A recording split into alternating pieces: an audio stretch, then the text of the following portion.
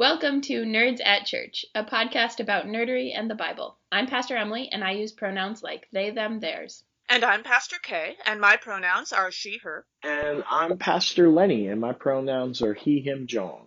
In this episode, we'll discuss Palm Passion Sunday, which this year falls on March 28th. Just one content notification for you this episode. We talk about experiences with racism and oppression without much detail throughout the episode. Check out the episode description for links to the Bible passages and other references we make in this episode. Today, for our deep dive, we are delighted to have our colleague, the Reverend Lenny Duncan, with us. Lenny was born on 62nd and Race in West Philly and now lives in the Pacific Northwest as a writer, speaker, preacher, thinker, and agitator who centers most of his theological work in the task of dismantling white supremacy in the Republic. Lenny is just another black queer writer trying to survive America, who loves hip-hop, tattoos, Jesus, liberation, and most likely you. Reverend Lenny seemed like an excellent choice for Palm and Passion Sunday, as he's very familiar with how popular opinion on a religious leader speaking for justice can go from effusive praise to being ready to murder them in the course of a week. Pastor Lenny, how is Palm Passion Sunday speaking to you in 2021? You know, it's an interesting thing. One thing, I think it's because I have so much LC. I was raised by liturgy queens in the LCA on the East Coast. That's how I was raised in the church. And Awesome. so this Palm Passion Sunday Frankenstein bullshit really pisses me off because it's like, dude, just make your people come in on Friday. They're at home now, most of them. You could do a virtual Good Friday. You don't have to do this monstrous thing because you just assume your people are lazy. My assumption is that we're just not inspiring them enough to make them want to come in all Holy Week. Right? And I'm not saying us as leaders, I'm saying the church. The church has lost that inspiration where people would be like, 20, 30 years ago, people would take the week off for Holy Week so they could really lean into it, right? Now, what happened to those folks, right? They all just didn't retire. They moved on to other places and did other things. So in that sense, I always struggle with Palm Passion Sunday. What I will say about Palm Sunday is it's probably one of my favorite holidays, right? We really get the political ideology of Christ because there's theological implications to the incarnation. Just the existence of Christ changes the universe. We don't have to argue that, right? That's been argued for thousands of years. Sure. But what Palm Sunday invites us into is the political, economic, and social ramifications of the incarnation. And we really see who I love, which is the sarcastic Jesus, you know? Everything he's saying is so sarcastic. And Palm Sunday is my favorite fuck you to the state I've ever read. Because it is. It's a total fuck you to the state. You're going down. Because, Christ is saying, I represent a God who steps into human history for the express purpose of human salvation. And that is called liberation by people the world over, or it's experienced as liberation, right? Christ knows who's got, Christ's back or his back, but I don't know. And then we'll get into it later. But yeah, that's what I love about Palm Sunday because it really prepares us for the existential crisis of the fact that who we are at our core is that we would murder love. Wow. But you have to know that our very lives depended on love in that moment. It's not just that we murdered love. Love was our only hope, and we turned it over to death. And that is why I like to separate the days and really, Yeah. Anyway, that's enough out of me. You invite one cis man to the show in 20 minutes at a time. Sorry. You're good. Absolutely. What you're talking about is part of actually how we do Holy Week on the podcast is to do the Palm Gospel and then to do just the amount of the Passion that happens before the Last Supper. And so we get into it without, if I were preaching, I would read the Mark 11 at the beginning of the service, read Isaiah and Philippians and preach, and then save Mark 14, which is our last one, for the very end of the service, and just leave people in this ominous, this is where we're headed, folks. Because it is that, it needs more separation. Well, it's theater, right? Liturgy is theater. We are recounting a sacred story in the hopes of recounting that sacred story. It creates some sort of kingdom or realm of God, right? And that we invite this Christ energy into the world to prepare for its coming, right? Mm-hmm. That's supposed to be the hope. Yeah. Right? But when we take out the sacred drama of the divine, I mean, I don't know if you want to call it a comedy, it all depends on your perspective after 2020.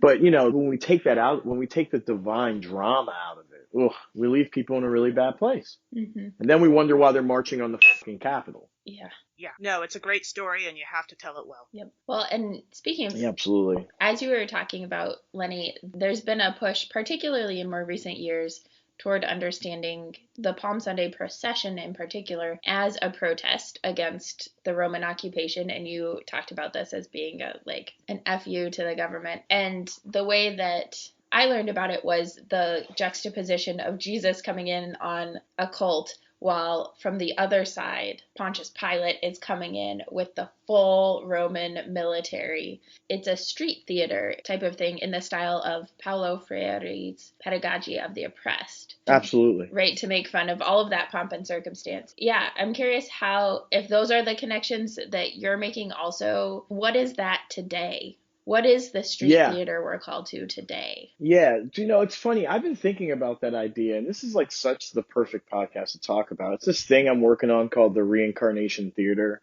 But where we act out sacred tragedies and comedies and dramedies and, of different cosmologies and stuff. It's like a thing I'm working on in the back of my head for maybe in a year or two when I have a little bit more money and I can invest in people who want to do this stuff, right? And not for performance and not for profit, but just to do it. So what's it like to invest $1,000 in the middle of nowhere and just be hey, you guys are going to do this performance on this corner and it's going to be part of this weird thing and then you're all going to walk away, right? Like that kind of stuff.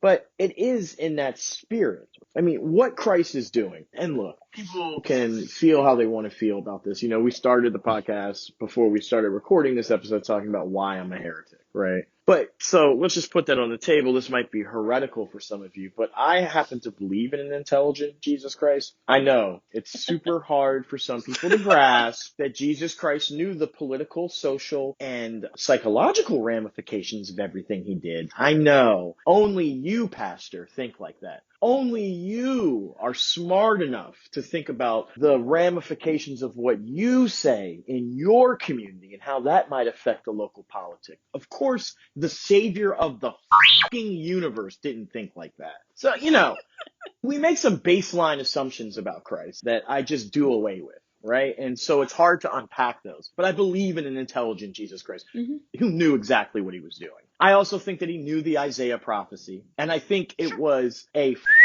you not only to the state, but to the temple. And so he took pieces of the Isaiah prophecy, right? And he wanted to see if it was real too, right? He sent one of his disciples to test the spirit, right? He didn't go do it himself, the famous person. Because that would be the G move. The G move would be yo, I need the colt. About to go do the thing we've been waiting for thousands of years. Yeah. Right? Right? That'd be the gangster move. No, he tested the spirit. He sent one of his disciples. He sent someone with nowhere near his power or his recognition. Right? He knew who he was. He tested the spirit, but yet he still used pieces of the Isaiah prophecy to mock the fact that these religious leaders were probably on the other side of town welcoming their oppressor. Yeah. You got to remember that Caiaphas and the rest of the temple leaders, they were probably not only there to pay homage to Pilate, but they also probably were forced to be there. And Caiaphas was in a really delicate political situation. Here was someone who was going to burn down the entire system that him and the rest of the priests had built as an institution to protect Israel, right? To avoid a third exile. We beat up on Caiaphas and the religious leaders so much, but they're all in the conference of bishops. I mean, all of them, every character, right? And you would be one of those characters if you joined the conference of bishops. I would be one of those characters. If I joined I would be Caiaphas within a month. I'd say, oh, one roster leader isn't worth the entire church, right? And so what I love about what Jesus is doing is that he's talking about the fallen state of anything in man trying to capture the divine, temple systems, church systems that's about to be established, because I have to believe he knew the consequences of everything that was going to happen, at least by Palm Sunday. Yeah. Right? At least by the procession, he was like, I am and he is signaling, right? Yeah. And so I think the interesting thing about Palm Passion Sunday is that it didn't have to go this way. In the same way that Emmett Till didn't have to be killed, Jesus didn't have to be killed. It's a reflection of who we are as people, not a reflection of the divine. Yeah. And I really think the lesson is the next time the divine touches us and encounters us, maybe we don't have to rip it to shreds to realize it loves us. Right? So optimistic.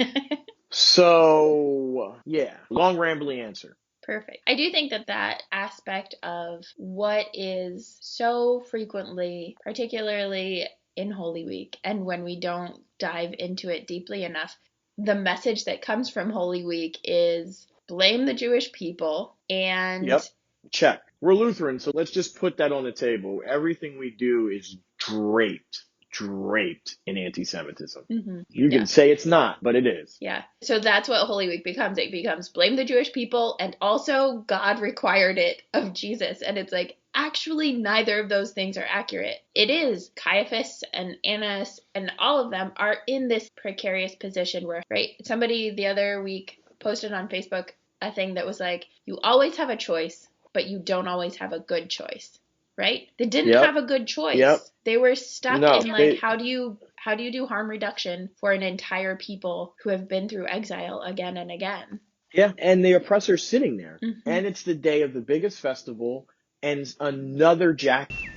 There was just a guy named Jesus 20 years ago did this, you know what I mean? And showed up. Yeah. There were rebels in the hills. There were people who were actively murdering Roman soldiers in the streets to raise the tension levels. I mean, it was not that different than the world we find ourselves in today. Yeah. And I think that's the thing that people really miss, is that the world's not that different from the world of Jesus. We just have a lot more convenience, and that is about it. And we talk about religion a lot less. Yes, we don't discuss the principles of religion, which I actually think is a good thing. It gave it space for something new to be born. Yeah, I've been thinking about that a lot too. Lenny, recently you started a fund for retired African descent rostered leaders in the ELCA, which is the denomination that all three of us are rostered in. And you've intentionally phrased it as being an act of reparation. So this got you a wide variety of reactions from across our denomination and the larger church. And I can't help thinking about the critiques of the unnamed woman who anoints Jesus with costly ointment in our second gospel reading, so in the one that leads towards the Passion from today. And I'm curious what you think, if you notice those or, yeah. Well, Emily, I just want to say that it's so funny. Either you do your research or the Spirit is really, in touch. I really do believe reparations can be the sweet, fragrant nard broken over the cracked feet, the cracked, worn, brown feet of a Savior that has clearly been saying, I can't breathe. Yeah. Right? A Savior who has been saying, it started with COVID. Right? It's all been about the breath of life. All 2020 was about the breath of life, right? It was the battle for the breath of life. It was COVID, then it was George Floyd, then it was the wildfires, then it was fires all across the world, right? And then it was COVID again. And then, we saw in the state, we saw in the election, like who has the right to decide who has the breath of life in this country, right? And then when that decision was made, the state had to decide, well, do we still give the people that decision? And there was a moment there where we weren't sure if the state was going to allow the people the privilege it has allowed us in this republic to make that decision in the limited capacity and ways that we can. So in that sense, if we know that Black peoples in this country are the canary in the coal mine for freedom and liberation, we just are. What they do to us in the daylight, they'll do to you in the dark. And we know the sacrifices that Black people are going to continue to make in this country. We know that another unarmed young Black man will be murdered by police in the next few weeks, next couple months. We know this. This is a fact now. Yeah. We know that the criminal justice system is grossly inequitable, and that it is a never-ending system of poverty and oppression. We know this. This is facts now at this point, right? The only people who are arguing are the people who don't deal in facts anymore. And that's okay. Yeah. And that's what reparations are. They are acknowledging the continued blood sacrifice that white America, and particularly white Protestants, demand out of Black Americans. They demand it out of us. And that reparations thing, people thought I lost my freaking mind. Why would he ruin his career this way? one of my peers, African American peer, described me as a pariah because of this. And they weren't saying it to be mean, they were just being real. Like, dude made himself a pariah, right? And it's funny to me. All I've ever been is a kid with a backpack and a Twitter account, you know? Even at 42, that's all I am. And no one even stopped to think long enough. Why is this one person doing it? Why hasn't the church ever led this effort? Why hasn't, Elizabeth Eaton ever talked about reparations publicly? Ever. Yeah. Unless she's pressed on it. Why hasn't anyone done it? And they'll say it's because for years we've been working on this, we're with you and all that stuff. But if you're with me, why wasn't George Floyd enough for you? Why wasn't Sandra Bland enough for you? Why wasn't Philando Castile enough for you? Why wasn't Michael Brown enough for you? Why wasn't Trayvon Martin enough for you? Why has Ahmaud Arbery not been enough for you? Why haven't the young men like Genoa Donald who've been murdered in my parish, and I still haven't received a phone call from our presiding bishop? 2 young men have been, Kevin Peterson, murdered in my parish. Not even a phone call from anyone at Higgins Road. But they're working on reparations. Here's the thing. It's not their fault. I'm not even really angry with them. I'm just infuriated by the situation. The truth is that we as a church and as the whitest church in America need to be the first ones to recognize exactly the point in the story you're pointing at. They're talking that bullshit. Lenny, if you do this, you'll take away money from the poor. That's exactly what Judas said. Lenny, if you do this, you're going to take away money from other important initiatives and other BIPOC peoples within the church. And do you know why they say that? Because white supremacy is based on a theology of scarcity. Yeah. And I don't believe in it. I believe in the theology of abundance. I don't believe that you are broken. I believe that you are the imago Dei. And I'm coming from a completely different place than those folks. Yeah. There's more than enough for everyone out here. For them to act like there isn't, it's just bullshit. You want to tell me, don't read me your church's theological documents. Show me its budget, and I'll tell you what it really believes. And I can tell you, if you look at the ELCA's budget, we believe that the problem is everywhere but in America. Yeah. And we're the worldwide problem. We are the exporters of white supremacy, hatred, oppression, the military-industrial complex, and capitalism. It's us. The phone calls are coming from inside the house, and they want to act like building wells around the world is going to solve it. And I think about the amount of energy that I saw around the reparations fund and around actually being, for so many white people, there's this point at which they're like, okay, I need to read all the things and I have no idea how to act, right? And it takes a lot of work internally and communally to push to the next thing. And the reparations fund was this really beautiful, like, here is a step. Here is a way to move from reading all the books to doing something, and people are doing it. Yeah, in the midst of a really hard time, right? Like, my 2 things I always say are like, you're either waging peace or building peace, and you know which stage your community's in, right? Your community is either building peace, which means you're reading books. Black person got murdered and you're reading books, and that's good. That's the education stage, right? Because here's how you know. When George Floyd died, either your people were on the streets already and they said, Pastor, where are you? Or you got to church that Sunday and they said, Pastor, what do we do? If they said, what do we do? You're in the building peace stage. It's time to educate them. You are in the education. Yes, you have to do the book club. Yes, that sucks. I'm sorry that the seminary trained you for a church that doesn't exist. But now you got to bring all your people up to speed. Don't get mad at me that the bishop scammed your ass. You know what I mean? But they scammed you. They taught you about this progressive theology that does not exist in the church, right? So when George Floyd died, either your people knew what to do or had no clue. If they had no clue, you do the education stuff, right? So that way, when the next young person is murdered by the police, you know exactly what you're going to do. You're waging peace then. They already have the education. They've already done the nonviolent resistance training. They already know who are the emergency contacts at the church. The church nurse is already out there marching with them in case someone gets tear gas. You guys already have a fund put up for bulletproof vests for your roster leaders or for black peoples who are like leading the way, right? You're already doing that stuff because you've already heard of it. It doesn't seem shocking, right?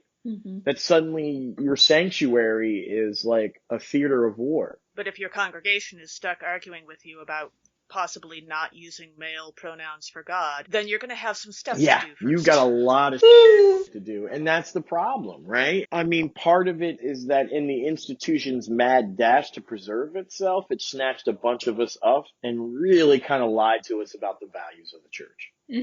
I feel that. Yeah. And like that's something that we'll deal with as we become older, as we become bishops. I always talk about Bishop Annie Edison Albright because Annie's the first child of the ELCA to become a bishop. So Annie's, a lot of people don't know, her parents worked at Higgins Road when it first became Higgins Road.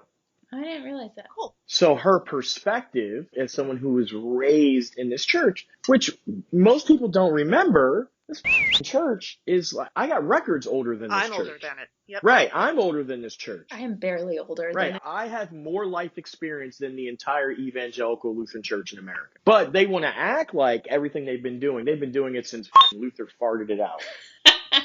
I mean, to be fair, Lenny, I'm pretty sure you could be 5 years younger than this church and you would still have more life experience than the ELCA. Oh, but absolutely. That might just say something about you versus the ELCA. But you know what I mean, though. It's like weird, Yeah. right? And so I got in trouble because I said that we put black rostered ministers and deacons and, well, we changed the language so I could just say rostered ministers. Thank God they did that. Mm-hmm.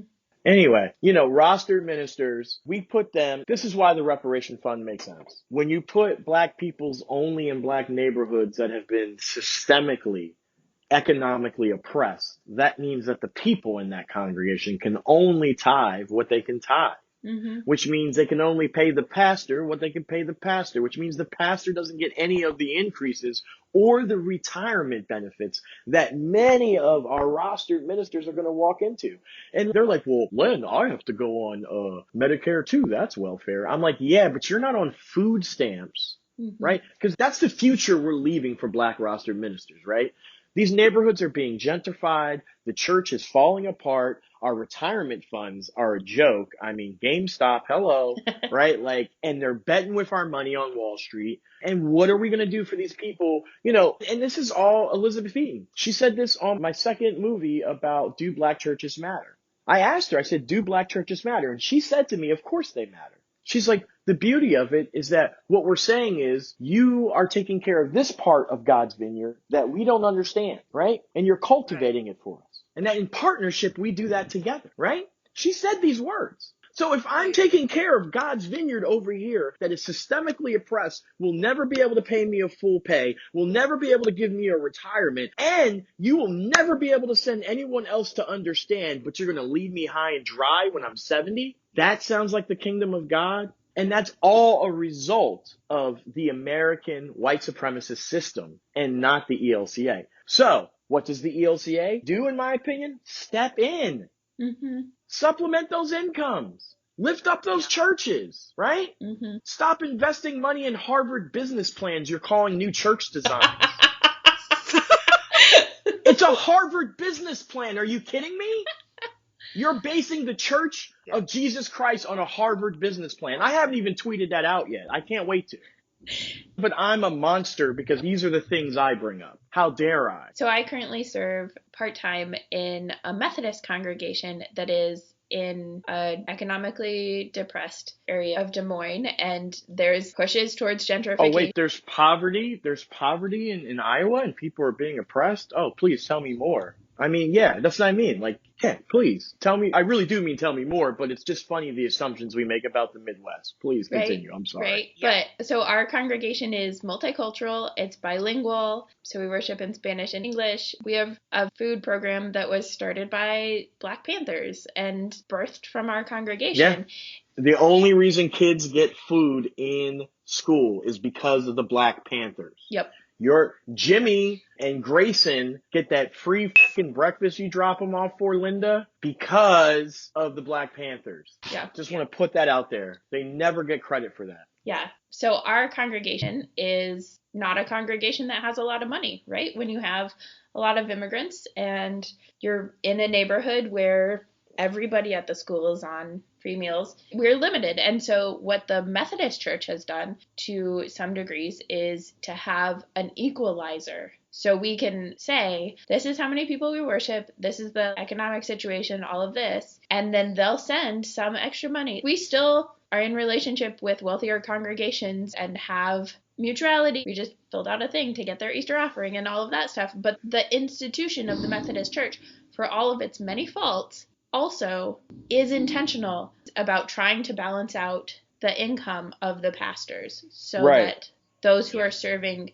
economically depressed communities can have enough or close to enough or closer to enough to be able to support their families and to support themselves. We could have done that, but the problem is in 1989, the ELCA was so desperate for the ALC contingent to stay on that they just sold out so much of who the AELC was and the LCA was for this congregational polity. I mean, that was one of the things that was on the table that no one wanted an episcopate, right? But the problem is when you don't have like large, these bishops, man, I got no power. Ugh, no one listens to me. Shut up already. People listen to you. You just refuse to use it already. Mm-hmm. Can you force them to do anything? No. But can you make their life really shitty if they don't do it? Oh, you've done it to me, so I know you can do it to other people. Right? Yeah. Right? And I also know that like you could, if you cared about something, put your every sermon, every pastoral letter, every video, you could pressure a synod to do whatever you really wanted. But what you do is you use the congregational polity when it's convenient. Yep. Honestly, if we just had one-term bishops, it would solve all this. Just like the Presbyterians do, you're co-moderator once and you're done. Then you're moderator and you're done. That's what we need to do. It needs to be one-term bishops across the entire ELCA. You got 6 years to figure it out, buddy. Right? And that's it. You got 6 years. Don't worry about getting reelected. No one's reelecting your ass. And then what does it do? No one cares. Right. Right. It creates more space for freedom when you're not dependent on pleasing enough people to get reelected. Yep. Less about capitalism and more about the kingdom. Yep. So, I mean, that's part of it too, man. Our entire leadership system is so screwed up that they're like, oh, well, every church gets to decide for itself what it wants to do, except if that church tries to leave us, then we get the building. Or if they want to pick a minister, because then we're in charge of that. And if they want to change anything constitutionally, they have to come see us. But I swear to God, everything else, the congregations are in charge. Yeah. Okay. I talk about it as in the merger between the ALC and the LCA, we took very much a top-down model and a bottom-up model and smushed them together and got the worst of both worlds. Mm-hmm. Yeah. There was no intentionality, no thought about the logistics of it. And it means that everybody at every level has plausible deniability because congregations can say, well, the synod or the bishop, and bishops can say, well, the congregations or the denomination. And nobody has to. And for those of our listeners who aren't in the ELCA, I would say that these are definitely also issues that all major denominations and smaller denominations face. And given that the Methodist Church is actually about to crack in half in this country. Three. Cracking 3. Yeah. Oh, gracious, really? 3, I heard about 1. 3 is my prediction, but that's been my prediction from the beginning. The moderates, the super radicals, and then the people who are going to try and consolidate all of the world Methodism that they can grab. So they're going to focus on the global South and consolidate their power in evangelicalism there. I wouldn't be surprised. They just put off for another year the General, I don't remember if they call it the General Assembly or what, but yeah. Right, but I understand the conservative faction has officially put in the paperwork to start their own denomination now. So, I did not know that. Well, according to a Methodist friend. Yeah, the wheels are in motion, and they came close to a deal already once. Yeah. Right. So they already had a deal for 2. I think they're going to end up in 3. I think is what we're going to find. I wouldn't be surprised. But I'm not Methodist, and I'm not paying that much attention, so it's very easy for me to be wrong. I only kind of pay attention. Our first reading for this Sunday is from Mark chapter 11, verses 1 through 11. Jesus enters Jerusalem on a donkey and is received by a cheering crowd. But we know that in a few days another crowd will cheer at his death.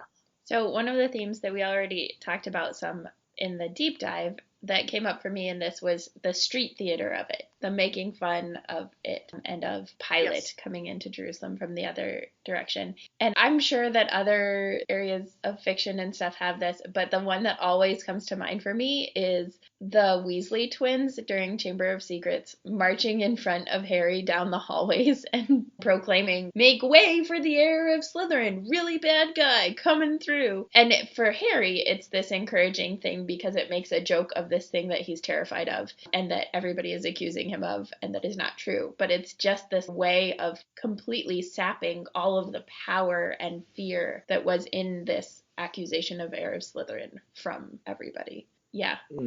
For me, it's that scene where Hawkeye's sitting up. They're inside a SHIELD facility, and Iron Man walks in. He's like, "There he is, everyone. The futurist. He knows all. He sees all." Right? That's sort of what I feel like Jesus is doing. Yeah. You know, the church hasn't always encouraged Bible fan fiction, but if we're going to write Bible fan fiction, I would love either the version where Jesus has access to Harry Potter style magic, because that would be awesome. Yeah.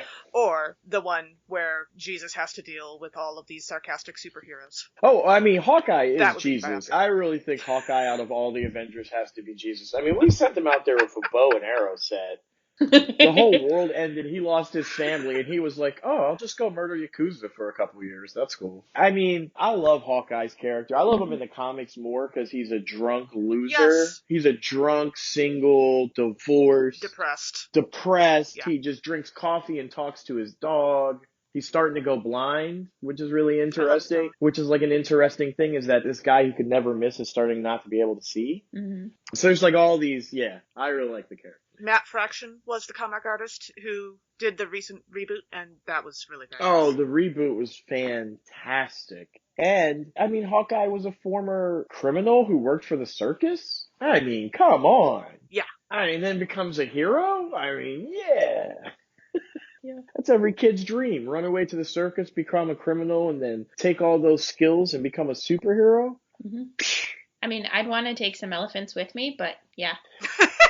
Oh, man. I'm not sure they would like that life. I'd make it. Elephants are a surprisingly peace-loving That's fair. animal. I think a beholder would be a better pet to carry with you, but... Colorado. Where'd you grow up in Colorado? Alamosa or something? Vale. Vale? Did you really go up to Vale? That's funny, though. Like, I know so many people up there. Did you live up there when the Greenpeace people tried to burn down your city? When they burned to Hell it. yeah. Yeah.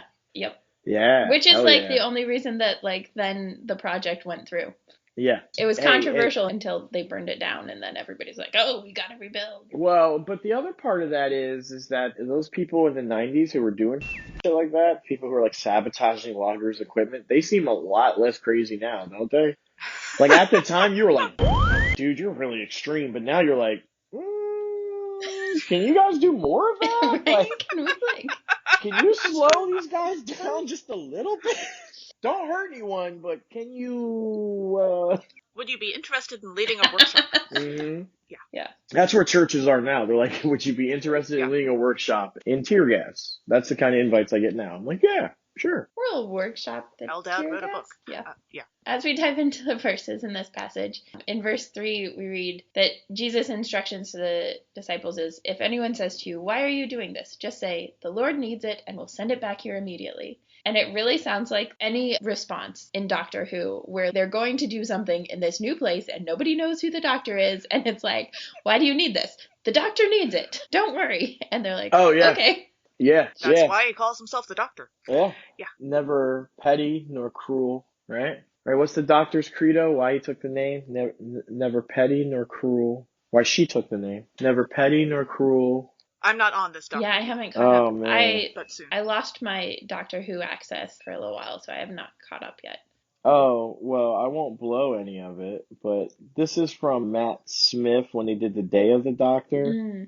Eccleston had a few moments like that too. Yeah, this is really good. Just throw out a sarcastic quip and they'll let you do anything. Yeah, no, that totally reminds me of the way the companions are able to do whatever. But also we know that the price that the Doctor pays for his adventures are the companions. So what's that say about Peter? Yeah. Yeah.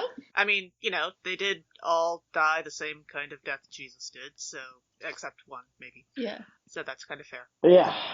Yeah. I mean, it's sort of like the deal, right? The companions are always ripped to shreds. I mean, if you think what they did to Jesus is bad this week, what do I tell you what they did to the upper management after they got rid of him, right? Like, it's bad. Yeah. Yep. Which one's Amy Pond? Oh, goodness. Which disciple's Amy Pond? Oh my gosh. How about Rory and Amy are the sons of Zebedee? There we go. Sons of Thunder. That sounds about right. Yeah. Yeah. That sounds about right, because that's how they were, right? Especially Rory, once he realized how big the thing was, his character was like, well, where do I fit in this? Yeah. That's a good one. We should sometime. Maybe we'll have you on again and we'll just go through the disciples and figure out who everybody is. Who everyone is? That'll be fun. That's fantastic. A special extra episode, sure. In verse 11, we read, Then Jesus entered Jerusalem and went into the temple, and when he had looked around at everything, as it was already late, he went out to Bethany with the 12. I have to say, this verse doesn't really seem to fit with the rest of the passage. It just sounds odd to me that Jesus just gets to the temple and then looks around. He doesn't pray. He doesn't worship. He doesn't make an offering, though I suppose him making an offering of all people would be a little over the top. It makes him sound like a tourist. He gets there and he looks around and then he leaves. Did he take pictures? Was he getting ready for his Instagram? Was he wearing a Hawaiian shirt with a camera? I don't know. He was in a Hawaiian shirt. I mean, if we're going to picture Jesus as ourselves, then I want the Jesus with the Hawaiian shirt. That seems totally reasonable. Yes. Now I'm imagining Jesus as Two Flower, the Discworld tourist and insurance salesman who's on vacation in the big city of Ankh-Morpork. And Terry Pratchett was absolutely just as or even more fond of using language to his advantage as Jesus was, so I can only imagine how witty and pointed Jesus as written by Pratchett would be. I would love that Bible fanfic too. If you haven't tried Discworld and you love sarcastic and pointed language and a whole boatload of puns used for satire to punch up, Why has nobody Really, introduced Pratchett? Discworld to me in that context? That's how Yeah, you like- I have, like 3 times! Not with the puns. Yeah. You never mentioned the puns. The puns put it over the top. The puns put it over the top for them. Yeah. Yeah. Yeah. The puns will do it every time. Yeah. I think in this particular account of Palm Sunday is the most pointed one where it's so very clear that Jesus is really just there for the processional. He's just there to go into Jerusalem and then it's like, okay, now I'm here. Let's go back. Well, I need a nap. yeah, or like you show up to the party and you're like, look at this. Let's get out of here.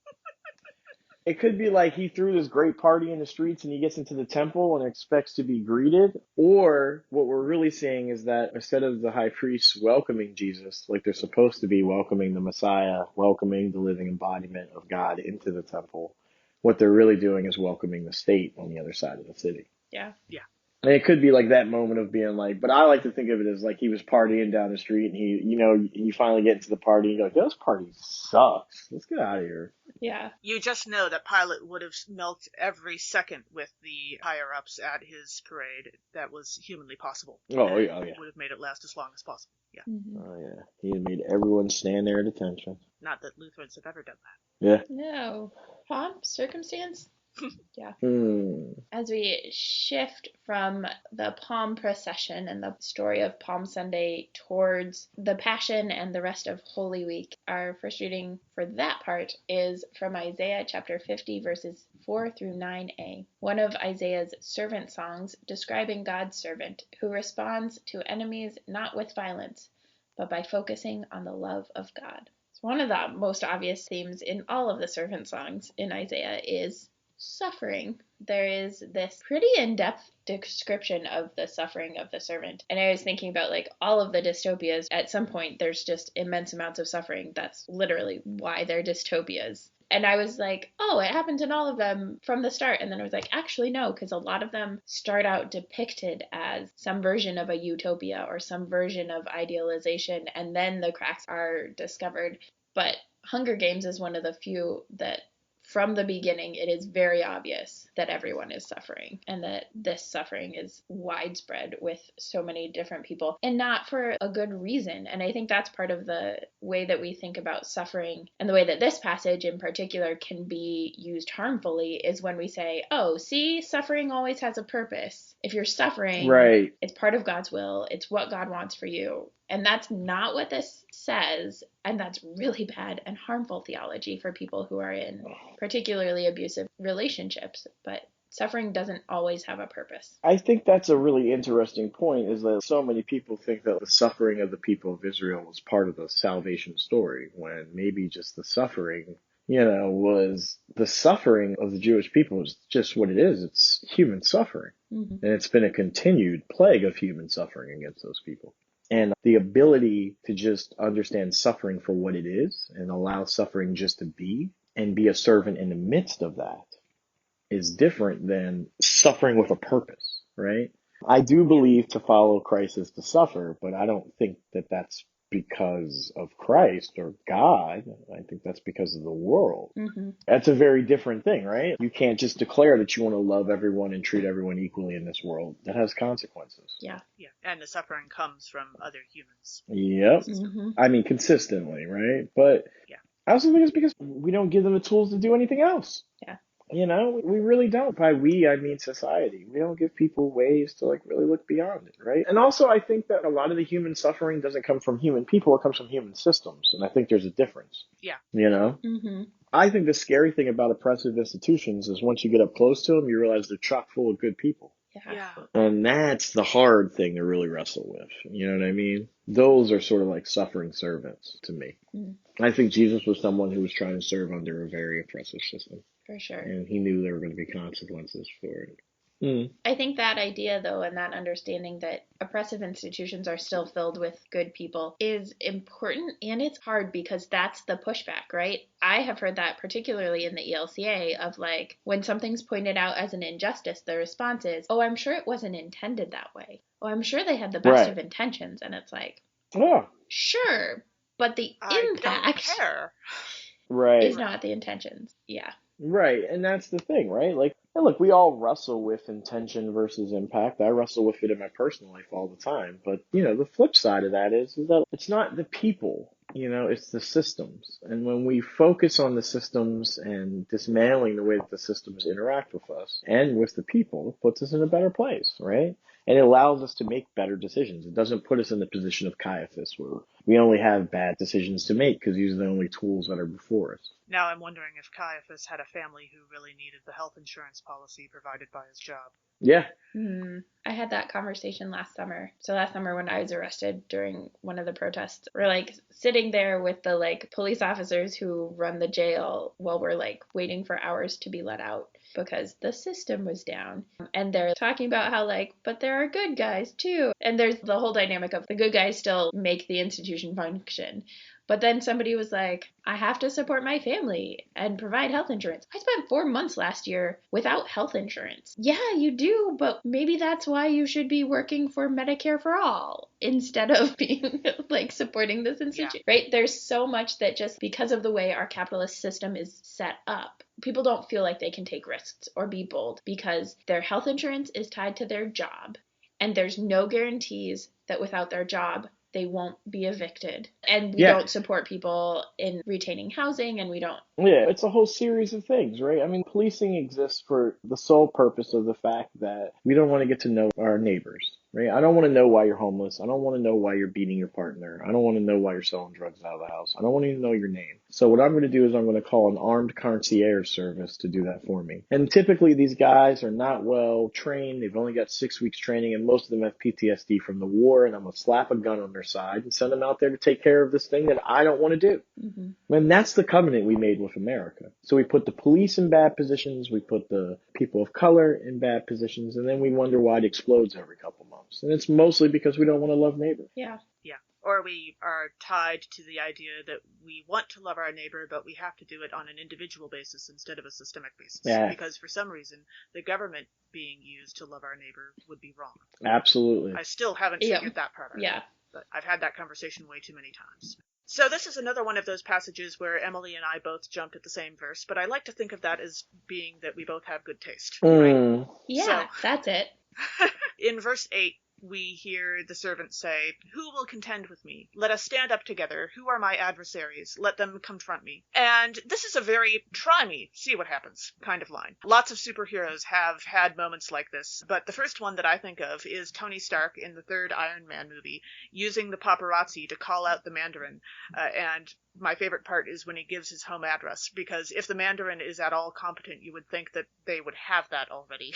But he's just, no, seriously, show up, let's see what happens. And so he gives out his home address, which, of course, all the paparazzi also already know. I love that bit. Yeah, I was thinking about it in a slightly different version of the, like, come at me kind of thing with the doctor in the episode where the Pandorica opens, where there's this alliance of all of the enemies. This is in Matt Smith, which was my first doctor. But all of the enemies of the doctor form the alliance. And they set this trap with the Pandorica so that when the Doctor shows up, they'll get him trapped in the Pandorica for forever. And then he'll be taken care of and he won't completely destroy all of time and space. And what ends up happening is the Doctor's like, nah, come at me. I've destroyed and defeated you, and I've destroyed it. Like, I've defeated you, and I've defeated you in all of these ways. So who's going to be the first one? Why don't you just let somebody else be the first one to take me on? And ultimately, there are like fake Roman centurion people, among them Rory Pond, who like actually come at the Doctor. But it's this thing, and everybody just like stops because they're like, I don't want to be the first one. I don't want to be the, like, somebody else can go first. Like, I'm not going to take that on. Yeah. Oh, yeah. I love that Pandorica series. Or even how it starts with the first episode where they introduce Matt Smith. And he stands up there and he introduces himself and he puts on the bow tie and he's on the roof. And he says, I'm the Doctor. You know, and he's like, this world's under my protection. And he starts flashing all the scenes of all the faces of the Doctor over the years and all the things that he's done to defeat different enemies. And then he turns it off and he's like, so, any questions? He just drops it in there and they just take off. They're like, we're out of here, you know, like... Yeah. That's like a come at me bro moment, you know, from that universe. I think the come at me bro moment for me in the Marvel universe, it's Civil War, Iron Man versus Captain America, and he fights him. He's like, I could do this all day.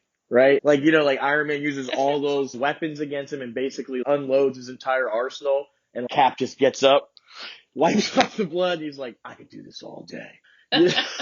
You know, and then later on it comes back in Infinity War when they're trying to get the stones, and you know, he fights Cap from the past, and the Cap from the past hops up and says, I can do this all day. And he's like, I know you can do this all day. He gets a taste of his own medicine. Like, oh God, is that what I'm like? You know? Then he knocks himself out and he's like, that is America's ass, as he walks away. Yeah. But that original scene in Civil War where he's like talking with Tony Stark, and he's like, I could do this all day. That's a come at me bro moment, because he clearly can't in that moment. He's about to pass out. Yeah, but that's Steve Rogers for you. Yeah. Yeah, I mean, that's Steve Rogers, right? That's what makes him one of the most annoying and captivating characters in the Marvel Universe. Yeah. He was better as Commander Rogers, but then they did all that weird Hydra stuff. In the comics, when he was like older and he was just like the guy, he was like the new Nick Fury. That was a cool arc for him, and then, you know, they screwed it up. Marvel, they're always screwing things up in the comics and getting it right in the movies. They're like, we're going to screw it up 30 times in the comics so we can get it right once in the movies, which I respect, kind of. Yeah. And that's some of the beauty of the comics, is that you can just splinter and do all of the different ways of doing it and then see what lands. Oh man, the new X-Men series, what they've become on Krakoa is absolutely amazing. It is the queer, beloved community we've been searching for. I'll have to check it out, because I know I got into X-Men through the original movie trilogy and loved it and still love it. Our next reading for this episode is from Philippians chapter 2, verses 5 through 11. Jesus Christ's defining characteristic is not his power, but what he was willing to give up in the name of love for us. Everything, including his life. One of the themes for this passage for me was the role reversal we talk about, and you mentioned that, Kay, in the what Jesus is willing to give up, but to go from all that is and God and creation and all that to say, nope, I'm giving it all up. It reminded me of The Prince and the Pauper, which I mostly know from the Wishbone series, because I grew up with Wishbone as a kid, and so Wishbone the dog plays the main character in all of these different like literary things. So I was thinking about The Prince and the Pauper, or for like recent Netflix Christmas movies, The Princess Switch, where they just like switch places, but it's this flip of, for the Princess Switch movie things, it's the princess and a baker who's there for a contest. Or The Prince and the Pauper, where it's just a huge class flip. Oh, and in those, it's like, I think your thing is better than my thing. And it's kind of true and kind of not. And that's, I don't know, I think it would be interesting to think about if God was like, you know, I wonder if it's more fun to be human than to be God. I want to try it. Oh, it was definitely a case of a piece of the divinity running away from responsibility for a little bit, right? I believe that the divine wanted to know that and wanted to know what it was like from our perspective in a real way. I believe that Christ was very limited. I don't believe, what a cheat, right? It's not a video game. Christ didn't have like the cheat codes, right? So he was like, I know I'm going to die on this cross, but everything's going to be cool. No, he didn't know that. He had no Literal idea. God mode? Yeah, literal God mode. He literally didn't know. He was terrified as they did each act to him. Mm-hmm. Yeah. I think that gives Christ so much more power Mm-hmm. of not knowing and even at the last moment doubting. I mean, he had a moment of doubt on the cross, but okay. We all pretend that didn't happen, Yeah. right? Where he's like, wow, I'm forsaken. Wow, I'm forsaken. Wow. In our last episode, we talked about Oscar Romero and the Bible verse that connected, and the quote was like the idea of being a seed that has to fall to the ground, and then from that is growth. And the first time And you connected that to zombies? not quite, no. Okay, so We're not the horror version of That's this a different podcast. so podcast. the There is other another Romero, podcast that does that. so the other Romero, okay. Okay, Yeah. so you're talking the theologian Romero, Yeah, the Archbishop. not the zombie Yes. director, Night of the Living Dead Romero. Yeah, the other one. Just wanted, because you said the seeds drop to the ground and they rise up. I was like, holy zombies, yeah, let's talk about zombie Jesus. That's fair. There will be another podcast that will do Yep, that. Horror Nerds at Church. There's going to be a Yep. with horror. Spoilers for our Mm. Easter season. That's not us. Ah. We're gonna have an episode with them, but Eat my flesh. We're getting a spin-off. yes. Eat of my flesh. We're just gonna have Lenny be the metal nerd at church. Yeah, that's what it is, though. It's such a weird story, isn't it? Eat my flesh. Yeah. I've risen from the dead. I have power. It's also going to be a really cool story about a necromancer, but whatever. Yeah. But the connection, though, that we made was everybody who's, maybe not everybody, but the majority of people who are assassinated know that it's coming. They don't know what's coming next, but they can see Archbishop Oscar Romero knew he was going to be killed. MLK knew he was going to be killed. Jesus knew he was going to be killed. And just because they know that they're going to be killed, just because they know that that act of martyrdom, that act of death and assassination has the potential to give birth to new life and new power for the movement, doesn't mean that Jesus knows, okay, see you in 3 days. Right. Just because Fred Hampton taught people that you could murder a revolutionary but not the revolution doesn't mean that Fred knew we'd still be talking about him. He was 21. Yeah. He was like a kid, man. That kid didn't know if we would still be talking about him to this day. Yeah, absolutely. Mm-hmm. Mm. For the passage itself, I was talking to River, who's a friend of the podcast and who was on it in Epiphany, about this passage, and I was reading it aloud as I was prepping for it, and I literally got like the first verse, and then immediately she was like, stop. So the first verse is, let the same mind be in you that was in Christ Jesus. And I was just going to read through the whole thing, and River, who never interrupts, interrupted me and was like, the ood. I was like, yes, right? Yay. The Ood and Doctor Who have collective and personal minds, and so there is this letting the same mind, having the same mind be in them. And they sing. We should really use them as a parallel for the church more often. Or the Guardians of the Wormhole in Bajor, like how they experience their world. Oh, yeah. Right. No timeline at all. Right, but like you can have individual experience or a collective experience, and that pointed to what the changelings would be like on the other side. Isn't that weird how they had like a spiritual version of this physical enemy from a galaxy That's away? Star Trek Deep Space Nine, for those who haven't watched Thanks, it. because I was like, I'm not sure I remember that from Doctor Who. That makes more sense. Oh, yeah, sorry. That's all DS9. I'm sorry. I just assume everyone talks about our only black commander so far, except for we got another black commander who eventually is going to become a captain. There have been more they captains than there have been black captains in Star Trek. Wow. Yeah. Which is an interesting thing to think about. There have been more genderless species and beings and people, right? Mm-hmm. Right? On Star Trek leading ships than there have been black. Yeah. It's like the opposite that you experience in a lot of other, because now D&D and everyone's rushing to make everyone, elves were black too. Well, yeah, they live below the southern equator, so we're just going to assume genetically they'd be warmer than you. They develop melatonin. That's sort of how science works, but I guess in your weird magic world, only white people exist. Cool. Yep. Super cool. Well, and if they actually start drawing D&D maps to line up with how geography and, like, climatology and geology all work, then the universe may come to an end. So. Yep. That's how it would all end. Yeah.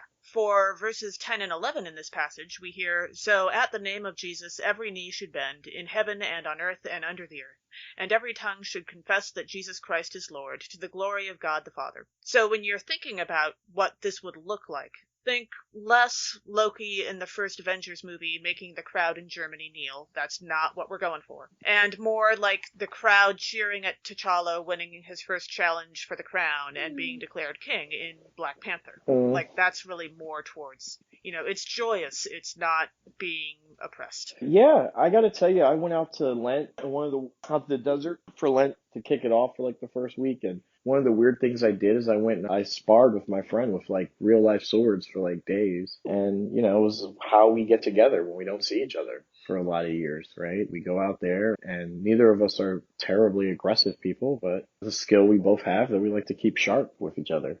And yeah, that's how it felt. It felt like, I was being welcomed in an old teacher's house on his land. You know what I mean? And what do you do when you show up in an old teacher's house? You challenge them to a couple rounds. You laugh and you listen to music and you have a feast. And yeah, no, absolutely. I definitely see the inauguration of the kingdom more like that than like Loki. Like, because that's how the evangelicals want it. This is where you belong. On your knees. Yeah.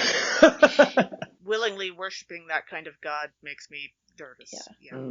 Those people. Yep. Yeah, it was really good for me. I mean, this was my first spiritual teacher. He's in my new book, United States of Grace. Jim, I paint people I know personally very opaque in my book. He gets one line. One line for me in my book means that you probably spent decades with me. And because I don't have the right to tell other people's stories without their permission. Right? But, it was good to go on his land, and I'm going through some changes, so it was a good time to do it.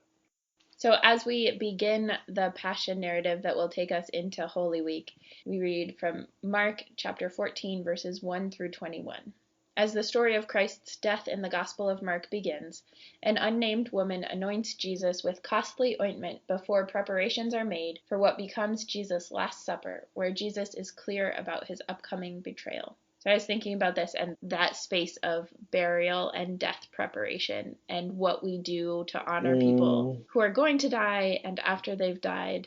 And the ointment, I was trying to find like other things with ointment, and then what actually stuck out to me was Katniss, after Rue is killed in the first Hunger Games book, Katniss gathers all of these flowers and spreads them out and makes just this beautiful image of Rue as if she is just sleeping in the midst of this game that is literally about killing every other person here. There's this like moment of beauty and care for Rue as she died. Yeah. That is one of my favorite moments from that series. I liked Rue. And then the long-term consequences in the series, right? Because then everyone sees her being a caring person, she becomes a leader because of that, right? And it's the consequences of just doing a kind act, right? We don't know how far that stuff can go in the world. And the ways that it sparks resistance, right? It's a kind act in the face of cruelty. That is like, it's not just a kind act when everything is fine, but a kind act in the face of cruelty. That really counts. Yeah. So to go against something that Lenny said earlier, or perhaps to just offer a different perspective on it, when we get to verse 13, we see Jesus predicts where the disciples will find a place to celebrate the Passover. And Lenny earlier was commenting that, Jesus didn't necessarily know that this is where they're going to go, that this is going to work, which is totally fair. But as a narrative storytelling method, we can also see this as this part of the story sets us up to know that the prediction that he's going to make next in a few verses about the betrayal of one of the disciples will also be true. This one worked out, so that one will probably also work out, which made me think of Good Omens, both the book and the miniseries. When we meet Agnes Nutter for the first time, we see her prediction of her own death come true, and that tells us that we can expect the rest of her predictions to also be nice and accurate, as the book says. And that's how Zen masters, right? Isn't that how they show that they're Zen masters? They predict their own death, like in some Zen teaching circles, like Tanzan. Like you're supposed to write this final statement and release it right before your death because you're supposed to know that you're going to die. Tanzan's final statement was like the date, the time. He's like, this is Tanzan. This is my final statement. And then he sealed it up. That was the whole thing. So that way you knew the rest of his teachings were powerful. Sure. Same kind of deal. Yeah, I'm not sure that's knowledge I would want to have. I don't. In Ifa, in African traditional religion, that's actually one of the more powerful things you can get. It's called your Ayakofa ceremony, or your Hand of Orunmila, and it gives you a sketching of how you are destined to live and die on this planet. I think there'd be a freedom in it Some people, and a terror for me. Yeah. Right. Well, I'm just saying there's a lot of spiritual practices that really embrace it. Yeah, no, it's not the death part that worries me, it's the dying part. Yeah. Death doesn't concern me that much. Dying can be wildly unpleasant. Yeah, that's what I hear. Yeah. And it is never depicted accurately in any movie or anything like that. Just for the record, people never die that way. If you ever watch a movie or a TV show with me and somebody is dying, I will point out, that's not how the last breath happens. Takes a lot longer, a lot time. No. It takes a lot longer, and it's a lot grosser. And even when it's peaceful. It's gross. Yeah. Yep.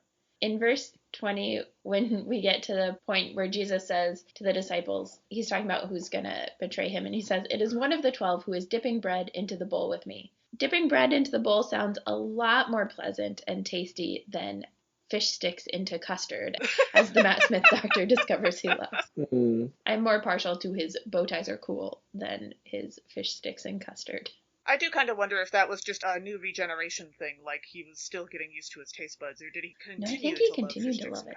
Yeah, he did have them a couple episodes later, then later on in another season. Yeah. But that was the face he was using to flirt, not with Amy Pond, but with the next companion. Mm-hmm. Right. So she would help him do the hard things on the fields of Trenzalore. Yeah. Well, Pastor Lenny, do you have any other thoughts on life, the universe, and everything? Well, I wore my robe to your podcast and carried my towel because I'm 42 years old, and that's it. Carry your towel. The world's about to become a strange place. If you don't have a copy of The Hitchhiker's Guide to the Galaxy, I'll just give you the main message from it. Don't panic. Yay. Absolutely. Don't panic. The universe is a strange place. The galaxy is a strange place. And I think we've got some strange days ahead of us, but they're exciting days. I truly believe this republic is on the precipice of something good for the first time in a long time. And it's got nothing to do with our leaders or elections. So much more with what I'm hearing from the people. Yeah. That's it. Carry your towel. Yeah. Don't panic. I think that is good advice. Thank you so much. The body of Christ that is not necessarily the institutional church as well. Yeah, absolutely. Yeah. We aren't. We're definitely the hitchhikers in the ecclesiastical galaxy. So. I was just going to say, and you can check out more about this in Lenny's upcoming book, United States of Grace, which is coming out in May. Yeah, May 18th. Oh, I'm supposed to sell my book now. I had so much fun. I was just going to leave without doing that, like the whole reason people do podcasts, right? To sell their junk at the end. This is how you know. You can also have fun. That's okay. Yeah, well, it's allowed. This is how you know I'm the anti-fascist, anti-thought leader, right? I just hate that stuff. Yeah, man, I totally forgot to sell you my book. Yeah, I got a book coming out in 2 months. It's actually a big deal. It's called United States of Grace. You can check out everything at unitedstatesofgrace.com. It's my memoir, but like what it really is a defense of the Republic from the position of someone who's never had the rights or the privileges of a citizen. And I take the 7 most traumatic things that ever happened to me, and I use them as a jumping off place to talk about how much hope, mercy, and grace there is in the world. Yeah. Sure. Thank you for joining us. Thanks for joining us. Catch us next time when we'll discuss nerdery connections to the scripture readings for Maundy Thursday. This podcast has been produced by us, Emily Ewing and Kay Rohloff. For more fun, check us out on Twitter and Facebook at NERDSATCHURCH, Nerds at Church, or contact us at nerdsatchurch@gmail.com. Also, if you like what you've heard, rate us or leave us a review on Apple Podcasts, Facebook, or wherever you catch your podcasts. If you appreciate what we do or want to get actual transcripts of the podcast episodes, consider supporting us on Patreon at patreon.com/nerdsatchurch. We hope Patreon can help us get our episodes transcribed for those who need or prefer that, though if you want to help us with transcripts, let us know via email or social media. As the ancient Christians said, Pax vobiscum.